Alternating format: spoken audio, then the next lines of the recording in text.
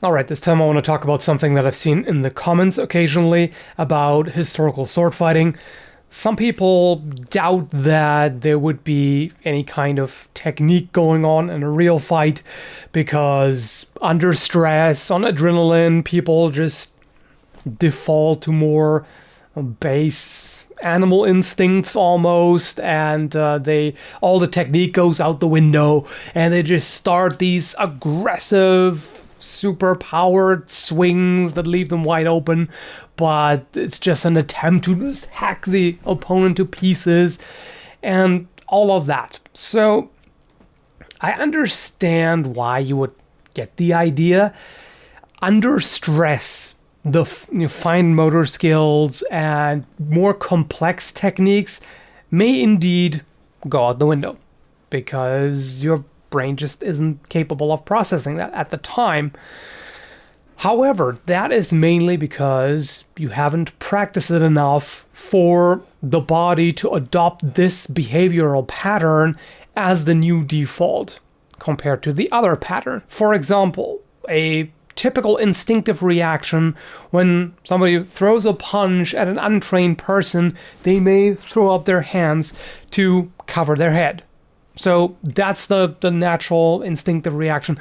They don't think about that. It's not a matter of, oh, I should do this now. No, it just happens. But if they train something for long enough, then this won't be the reflex anymore, but maybe this will be. That's the point of frequent, consistent practice in martial arts, and especially of doing the same things over and over again, so that you do eventually replace that behavioral pattern with something else. So break falls are a good example. You do that in order to avoid hitting your head as you fall. So you spread out your arms, you slap the floor or the ground if you're outside, and you try to dissipate as much force as possible over a larger area. You tuck in your chin, things like that. So if you do that often enough, then eventually you will do that exactly when you need it. Like normally you don't fall down on purpose as you do while you practice that. But if you do it enough, then eventually it'll become a habit to your body. And if you really accidentally fall for real, you will be automatically doing that without thinking about it. And that's exactly the thing with about martial arts. Of course, you can point out that in history, not everybody who carried a sword was competent or any kind of weapon, really. During some periods and in some areas, it was simply fashionable to wear a sword. So sometimes it might have just been a status symbol. So somebody would carry the sword, wear it on their person without really having learned how to use it or without having practiced a whole lot.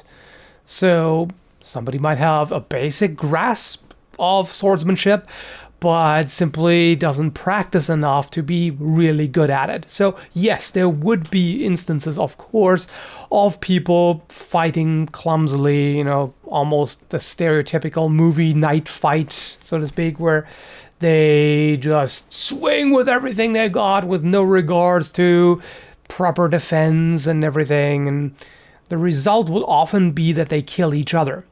So that, of course, is a reality. And at the same time, peasants were often drafted. Of course, they wouldn't be trained or not trained much. So yes, of course, there were unskilled people with weapons back in the day, obviously. But the ones who did practice regularly and learn from the fencing masters, they weren't wasting their time. I mean, they wouldn't have done that. They wouldn't have bothered to do all of that and put all of the work into it.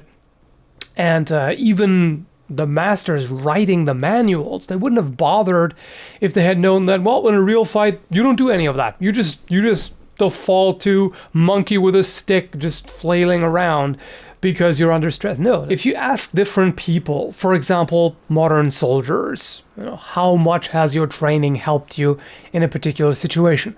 It depends on the individual person, how much they've trained, how much experience they have, and so on and so forth. Some will say I lost everything. I just couldn't do anything anymore. I was just sitting around. Because some people do also get combat paralysis and all of that. Others will say that I completely defaulted to my training. I didn't think anymore. I just did. My body took over. And that's kind of the point. Historical swordsmanship is no different. Of course, the more complex techniques will take a lot of practice, and I mean a whole lot. We're talking hundreds of hours of doing the same drill over and over and over again until you've mastered that movement well enough that you can spontaneously pull it off in free sparring without having to think, this step, then I do that. No, you just do it. It just happens when the time is right. And you, of course, you still make conscious decisions, but it becomes more and more automated. In the beginning, in your practice, you have to observe which angle the cut is coming from, and you have to think which guard covers this quadrant. Oh yeah, this one. Okay, so I raise up in this guard.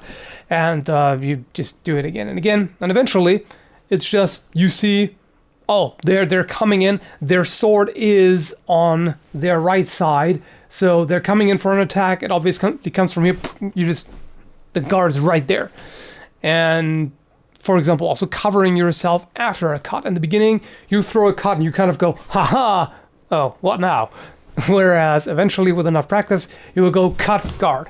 Because you know from experience that if you throw this cut, they will most likely reply with this kind of cut in response.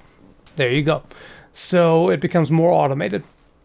So in that way, you can see that there is indeed a point to practicing martial art and doing a lot of training, because it will allow you to override those instinctive reactions that you normally have. And with swords, we don't really have any instinctive reactions other than using it like a club and going like this.